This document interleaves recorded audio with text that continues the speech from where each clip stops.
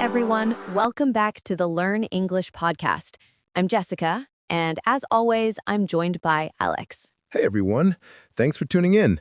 So today we're talking about something that every English learner, actually every learner in general, struggles with: wasting time. Yeah, we've all been there.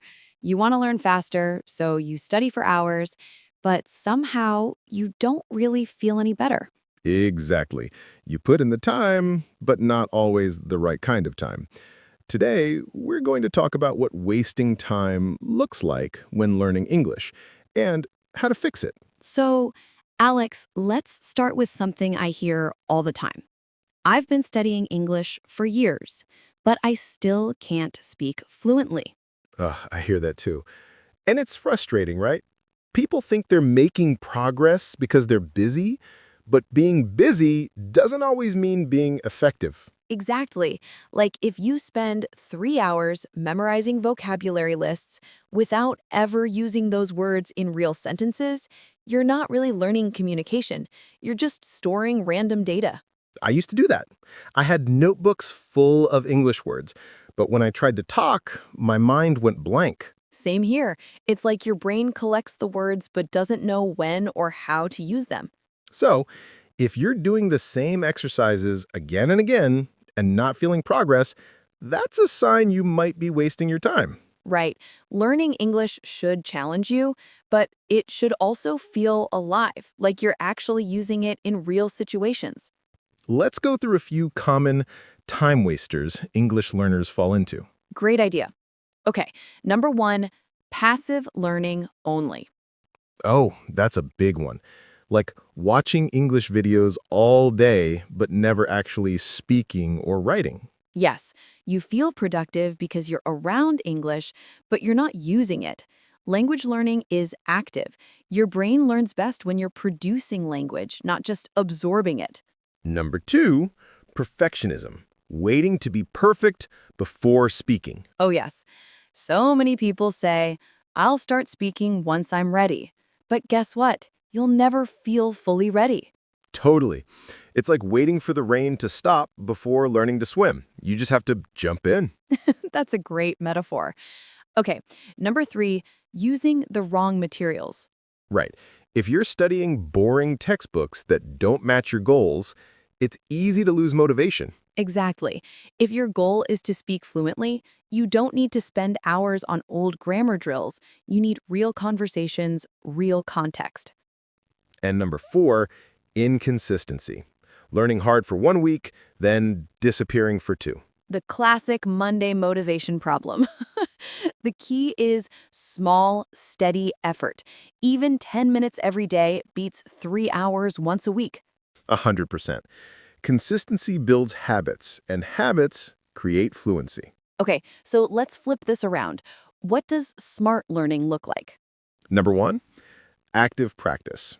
Speak, write, and use English as much as you can, even if it's talking to yourself. I actually recommend that.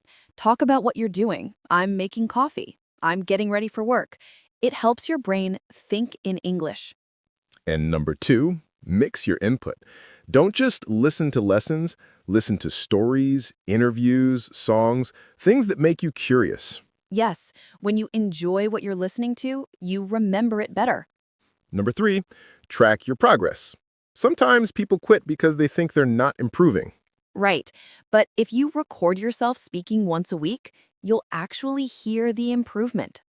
And number four, learn from mistakes. Don't avoid them, embrace them. Oh, definitely. Every mistake is a step toward fluency. If you're not making mistakes, you're not challenging yourself enough. I like to say, fluent speakers just make mistakes faster. That's so true. You know, I remember one of our listeners, Maria from Spain. She told us she used to study English grammar for years, but couldn't speak a full sentence. Oh yeah, I remember that email. Then she changed her strategy. She started listening to podcasts like ours, shadowing what she heard, and speaking out loud every day for 5 minutes. And within 6 months, she said she could finally have full conversations with confidence. That's the power of smart time. She didn't add more hours, she just changed how she used them. I had a similar experience with a student from Brazil. He watched English movies without subtitles. At first, he understood almost nothing, but after 2 months, his listening skills skyrocketed. That's a great point. Discomfort means growth. If it feels a little hard, you're doing something right. Let's finish with some quick practical tips for using your time wisely when learning English. Okay. Tip 1, set a clear goal. Instead of saying, I want to improve my English, say, I want to hold a 10-minute conversation by the end of the month. Love that. Tip 2, use the 3-3-3 rule. 3 minutes of listening, 3 minutes of speaking, and 3 minutes of writing every day. Nice and simple. Tip 3, combine learning with your daily life. Label things in your house in English. Write your to-do list in English. Even think in English while you cook. Tip 4, find a community. Join an online English group or Discord channel. Having someone to talk to keeps you accountable. And finally, reward yourself. Learning a language is hard work. Celebrate your progress. Yeah, even small wins matter. You understood a new word today? That's awesome. You ordered food in English for the first time? That's huge. So, if you've been feeling like you're wasting time learning English, you're not alone. But now you know how to turn that time into real progress. Speak more, listen smart, stay consistent, and most importantly, enjoy the journey. Because every minute you spend learning English the right way brings you closer to fluency. Thanks for listening to the Learn English podcast. If you enjoyed this episode, share it, subscribe, and leave us a comment. We love hearing from you. Both say, see you next time.